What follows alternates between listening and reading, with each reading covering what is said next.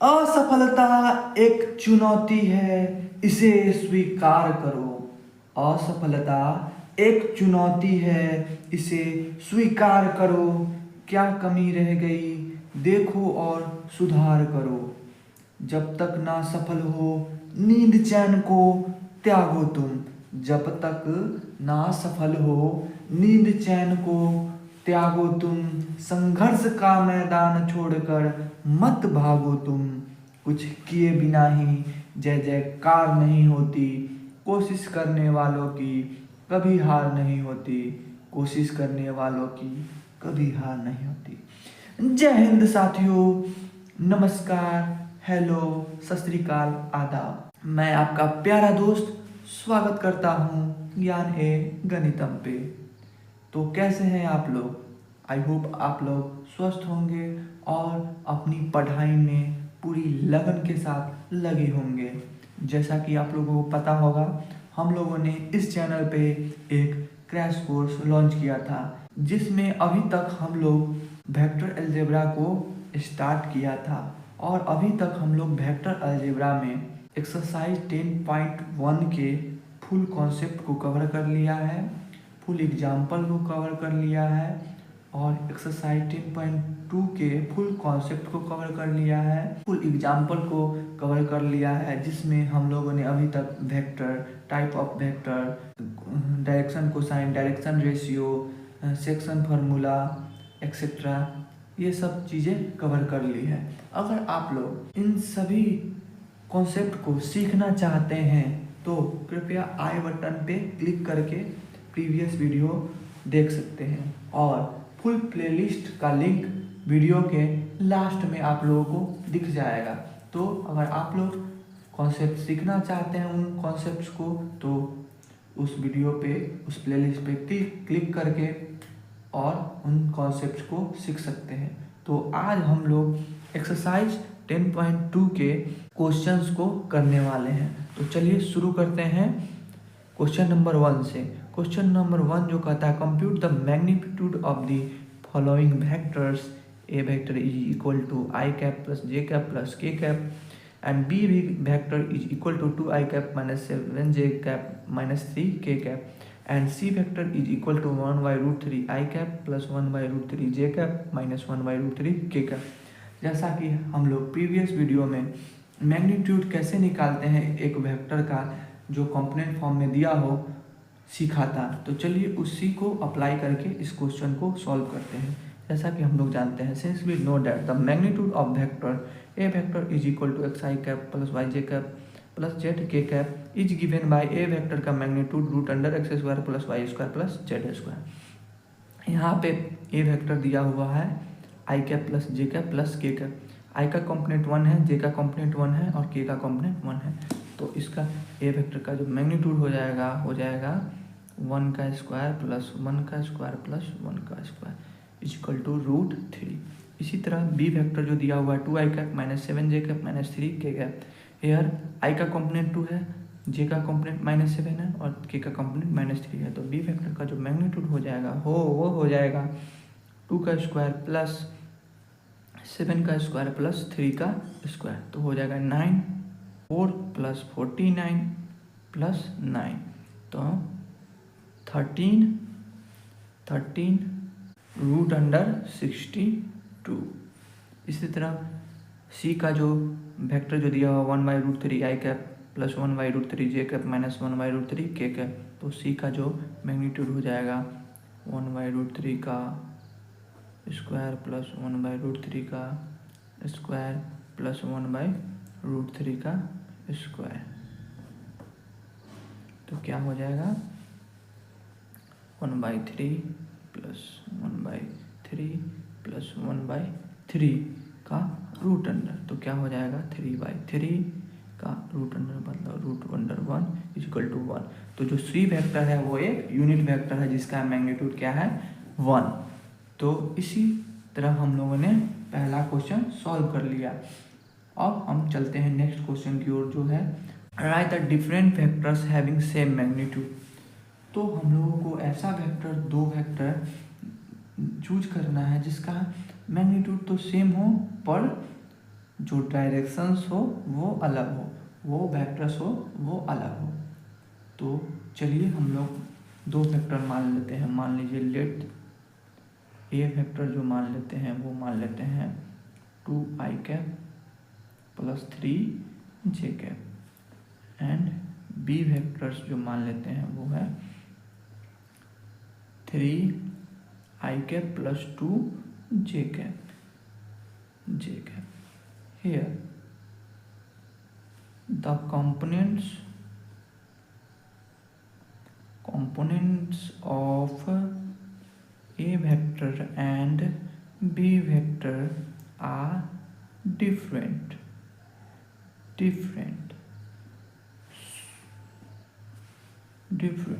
So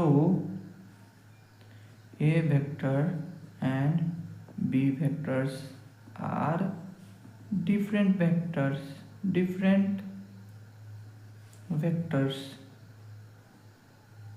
but A vector का जो magnitude है यहाँ पे क्या है 2 का स्क्वायर प्लस 3 का स्क्वायर, तो क्या हो गया 9√13, एंड बी वेक्टर्स का जो मैग्नीट्यूड है वो हो गया 3 का स्क्वायर प्लस 2 का स्क्वायर, ये भी हो गया √13। दिस इम्प्लाई ए वेक्टर का जो मैग्नीट्यूड है वो है बी वेक्टर के मैग्नीट्यूड के बराबर है। तो अगर आपसे कोई पूछेगा कि दो वेक्टर्स ऐसा बताइए जो डिफरेंट वेक्टर्स हो बट दोनों का मैग्नीट्यूड सेम हो, तो उस केस में हम लोग आई का कंपोनेंट और जे का कंपोनेंट, अगर के का कंपोनेंट रहता तो अलग अलग ले लेते, बट तीनों सेम नंबर लेते जो कि बी में भी हो, तो हम लोग बता सकते हैं कि दोनों वेक्टर जो होगा वो डिफरेंट इन मैग्नीट्यूड होगा बट दोनों का डिफरेंट ही डायरेक्शन होगा बट मैग्नीट्यूड दोनों का सेम होगा। अब हम लोग को तीसरे क्वेश्चन में पूछ रहा है write the different vectors having same direction होना चाहिए। तो मान लेते हैं P vector is equal to I cap plus J cap plus K cap, and Q vector is equal to 2i cap plus 2j cap plus 2k cap. यहाँ पर p के जो पी वेक्टर के जो कंपोनेंट्स है यहाँ पे 1 1 और 1 1 है, और q वेक्टर्स के जो कंपोनेंट है 2 और 2 और 2 है। तो p और q वेक्टर्स के कंपोनेंट्स आपस में बराबर नहीं है, इसलिए ये दोनों डिफरेंट वेक्टर्स है। जैसा कि हम लोगों ने कल सीखा था कि डायरेक्शन कोसाइंस दो वेक्टर का कैसे निकालते हैं। तो डायरेक्शन कोसाइंस को निकालने के लिए इस वेक्टर को इसके मैग्नीट्यूड से डिवाइड कर देते हैं, तो हम लोगों को डायरेक्शन कोसाइंस मिल जाता है। तो अगर हम लोग p का डायरेक्शन कोसाइंस मालूम करते हैं तो p का जो डायरेक्शन कोसाइंस हो जाएगा 1/√3 1/√3 और 1/√3 हो जाएगा। और इसका भी अगर डायरेक्शन कोसाइन निकाल लिएगा तो इससे इसके मैग्नीट्यूड से डिवाइड करिएगा तो आ जाएगा 1/√3 1/√3 1/√3। तो दोनों के डायरेक्शन को कोसाइंस आपस में बराबर हुए, इसलिए दोनों के डायरेक्शन क्या हुए सेम हुए, सो दे हैव सेम डायरेक्शन। इसी तरह से हम लोगों ने थर्ड क्वेश्चन भी सॉल्व कर लिया। अब चलिए नेक्स्ट क्वेश्चन फोर्थ क्वेश्चन की तरफ। फोर्थ क्वेश्चन कहता है find the values of x and y so that vectors 2i cap plus 3j cap and xi plus yj caps are equal. हम जैसा कि जानते हैं दो वेक्टर्स तभी इक्वल होते हैं जब दोनों के कंपोनेंट्स इक्वल हो। तो वही चीज़ यहाँ पे लिखा हुआ है since we know that two vectors are equal if their corresponding components are equal, so वह इम्प्लाई करेगा कि x का जो वैल्यू होगा 2 और y का वैल्यू हो जाएगा 3। इसी तरीके से हम लोगों ने फोर्थ क्वेश्चन भी सॉल्व कर लिया। अब चलिए नेक्स्ट क्वेश्चन की ओर बोलते हैं। जो नेक्स्ट क्वेश्चन है क्वेश्चन नंबर 5, वो कहता है find the scalar and vector components of the vector with initial point 2 1 and terminal point -5 और 7। जैसा कि हम लोग प्रीवियस वीडियो में पढ़े हैं, अगर कोई भी वेक्टर 2 पॉइंट से पास करता है तो उसका इक्वेशन कैसे लिखते हैं। हम जानते हैं कि we know that the vector passes through 2 points p x1 y1 z1 and q x2 y2 z2 is given by pq x2 - x1 i cap plus y2 - y1 j cap plus z2 - z1 k cap. ये हम लोगों ने कल सीखा था, और इसको apply करके इसका इक्वेशन निकालेंगे। तो इसका इक्वेशन क्या होगा, यहाँ पे पॉइंट दिया हुआ है, यहाँ पे P21 और NQ -57। तो चलिए इसका इक्वेशन निकाल। तो यहाँ पे हो जाएगा दूसरा माइनस पहला, तो क्या हो जाएगा -5 - 2 i cap plus 7 - 1 j cap. तो j कैप तो क्या हो जाएगा -7 i cap plus 6 j cap. ये हो गया हम लोगों का PQ वेक्टर का इक्वेशन इन कंपोनेंट फॉर्म। और हम लोग कल पढ़े थे वेक्टर कंपोनेंट क्या होता है और स्केलर कंपोनेंट का क्या होता है। अगर आप लोग यह चीज़ नहीं जानते हैं तो कृपया जा करके उस वीडियो को देखिए, जो कि क्रैश कोर्स के प्लेलिस्ट में है और इससे प्रीवियस वीडियो ही है। तो स्केलर कंपोनेंट यहाँ पे क्या हो गया -7 और 6, -7 और 6 हो गया scalar component. With unit vector जो हो गया वो हो गया इसका वेक्टर कंपोनेंट। तो इसका वेक्टर कंपोनेंट हो जाएगा -7i और 6 j कैप। तो ये हो गया आंसर। अब हम लोगों को कह रहा है next question, find the sum of vectors a i cap -2 j cap plus k cap, b vector is equal to -2i cap plus 4 j cap plus 5 k cap, and c vector is equal to i cap -6 j cap -7 k cap. जैसा कि हम लोग ने previous video में पढ़ा था कि दो वेक्टर्स को जोड़ते कैसे हैं। तो यहाँ पे 3 वेक्टर्स को जोड़ना है, तो 2 वेक्टर्स को जोड़ने में हम लोग उसके स्केलर कंपोनेंट्स को जोड़ देते थे। तो वैसा ही यहाँ पे करेंगे।